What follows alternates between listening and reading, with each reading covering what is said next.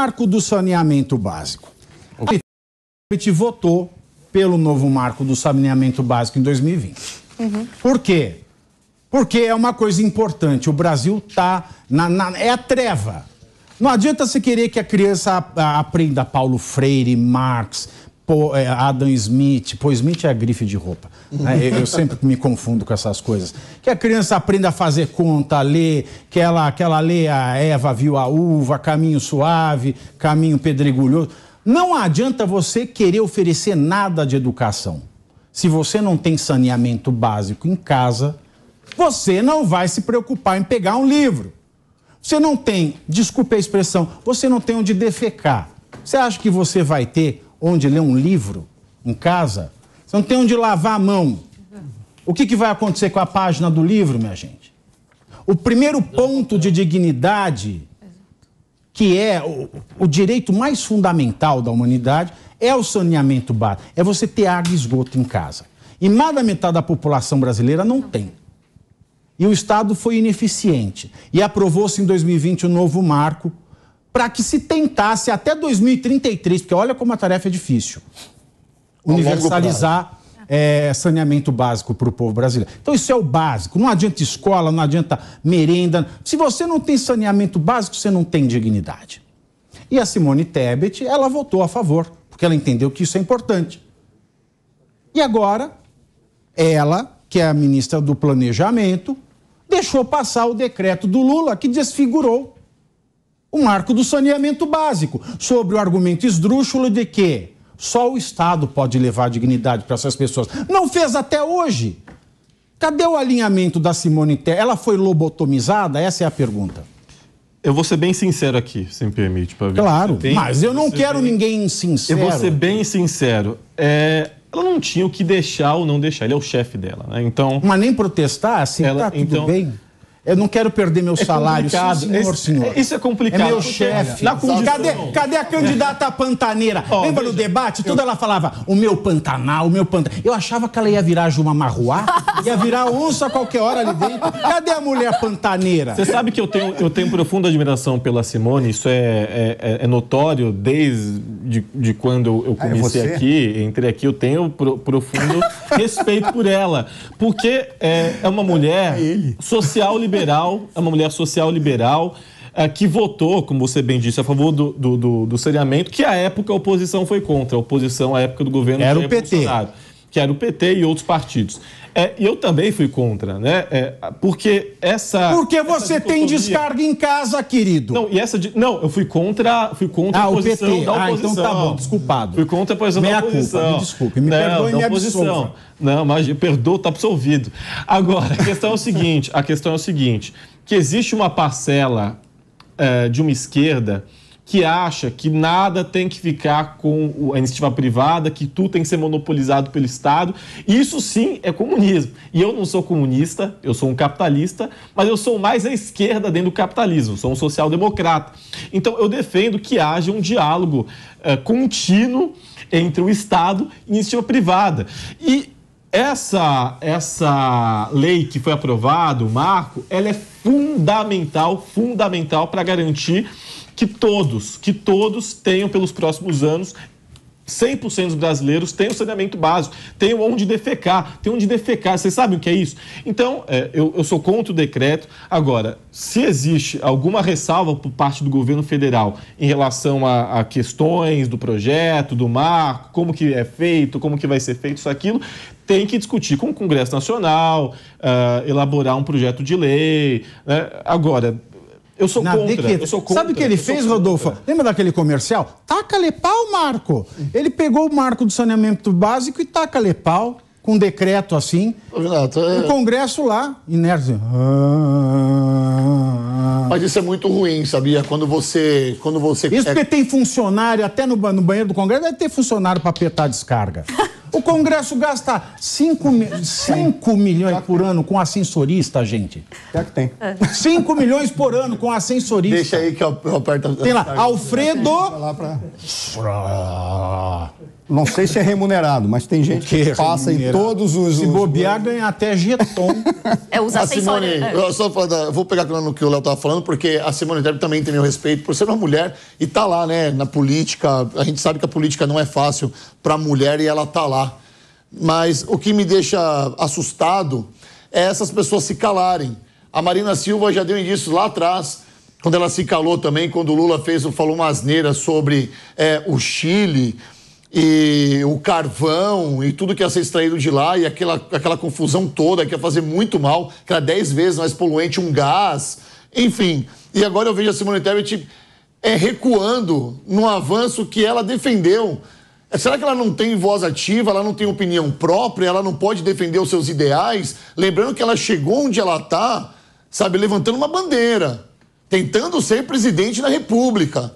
Uma mulher aguerrida, uma guerreira, que teve ali mais de 3 milhões de votos, e de repente ela está vendo que tem alguma coisa errada e ela não vira uma oposição, ela simplesmente se cala e fala amém para tudo. Ora, nós não vivemos mais no século XVII, século XVIII, o século aqui é o século XXI. As pessoas, mesmo que tenham que obedecer uma ordem, ela tem que manifestar as suas vontades. É assim, no coletivo, na sociedade. A gente não é dono da nossa razão, mas a gente vive no coletivo em sociedade e a gente se manifesta nas nossas opiniões. Você lembra do Joaquim Levy, professor Marcelo? Lembra. Que foi nomeado já em novembro, né, por Dilma, naquela corrida que ela concorreu e ganhou do Aécio Neves. Ela nomeou o Joaquim Levy já na campanha como ministro da Fazenda. Falou, um economista sério. E aí ela foi eleita. O que aconteceu com o Joaquim Levy? Ela não deixava ele trabalhar, ele teve a hombridade, a honradez de falar, eu saio. Se é para fazer esse papelão, se é para fazer esta M, eu saio. Ele não serve de exemplo? É um exemplo. Eu vou fazer algumas considerações sobre a Simone Tebet, Sua Excelência, a ministra do Planejamento, Simone Tebet, por quem eu tenho um grande respeito. Mas acho que a expressão que qualifica o que ela está fazendo lá acho que foi aqui a Daniela Alves falou uma vez num programa, ela disse, deram para ela o Ministério da Irrelevância. Isso. Ora, qual é a grande questão desse ministério que ela ocupa? Ora, ela está ocupando o ministério porque se ela não aceitasse, ela iria para um outro tipo de irrelevância, que é a irrelevância sem ter o seu nome colocado em lugar nenhum.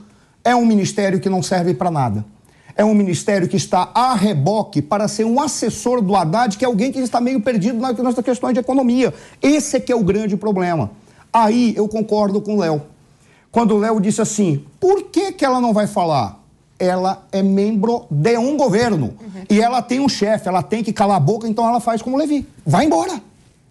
Se ela não quiser, ela vai embora. Como que ela vai embora? Você sabe o que significa ter uma pena, uma caneta de um ministério? É muita coisa. Porque ela pode fazer de conta que ela está trabalhando pelo Brasil, ela pode fazer de conta que está pensando num projeto de país, ela pode fazer de conta que está querendo o bem do povo, ou realmente querer o bem do povo é realmente trabalhar para o Brasil, ou realmente está fazendo algo. Ninguém sabe. O problema é que aquele ministério é da irrelevância. Agora, ela não tem como abandonar isso. Esse é o problema, porque para ela abandonar, ela vai se tornar não mais uma ministra de Estado de um ministério da irrelevância. Ela vai se tornar uma personalidade irrelevante. Por quê?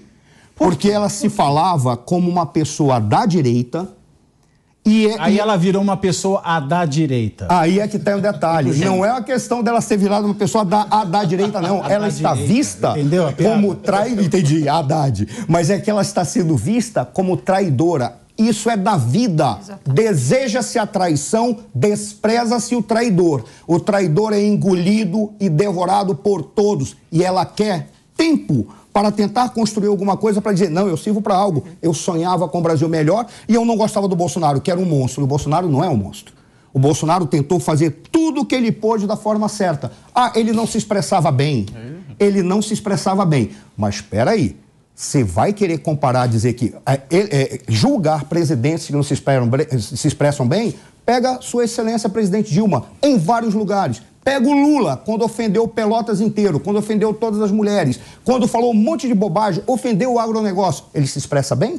Então, a questão não é o Bolsonaro por ele se expressar ou não correto, porque ele não se expressa bem, ele não é bom nisso, mas ele significou um ponto de articulação de um conjunto de expectativas para a mudança da história do Brasil. Por qual razão? 2005, nós tivemos um cara que do nada surgiu, jogou no ventilador e disse, está na hora da gente fazer uma curva nessa estrada. Mas ele não fez isso porque ele queria o bem do Brasil, não. Ele fez porque ele ficou pressionado. O nome desse cara é Roberto Jefferson. Como que ele fez isso? Jogou no ventilador, sujou todo mundo. Aí, mas a estrada era a mesma. E a estrada foi caminhando, chega um cara chamado Temer, que disse assim, eu tenho como melhorar essa estrada, vamos pavimentar ela, que foram todas as reformas que o Temer tentou fazer. Ele queria fazer reforma na economia, reforma na política e reforma na administração. Na administração ele não conseguiu fazer, na política ele não quis fazer, porque ele sabia que ele ia dançar, mas ele fez na economia. Era pavimentar a estrada. Quando vem o Bolsonaro veio com uma proposta, inclusive com um economista liberal, para dizer assim, vamos construir uma outra estrada do lado. Não é mais a mesma. E aí, todo mundo que se beneficiava da estrada antiga começou a odiar ele. Criminoso, crime organizado, vagabundo, político de baixo nível, político... E vamos parar por aí, que a gente sabe... E vamos parar... Não, mas eu não estou... Mas eu estou botando... Esse pessoal aí são os criminosos que não estão envolvidos com os que eu falei. Políticos que não queriam, políticos que acreditavam em outros modelos, políticos que achavam que a melhor forma de fazer política é pela esquerda, o que é legítimo. Não estou dizendo que os criminosos são esses. Estou dizendo que um monte de gente se juntou para derrubar ele. E todo mundo fez vista grossa, inclusive a Simone Tebet. Essa é a razão, quando você falou, eu admiro, eu disse, é você então?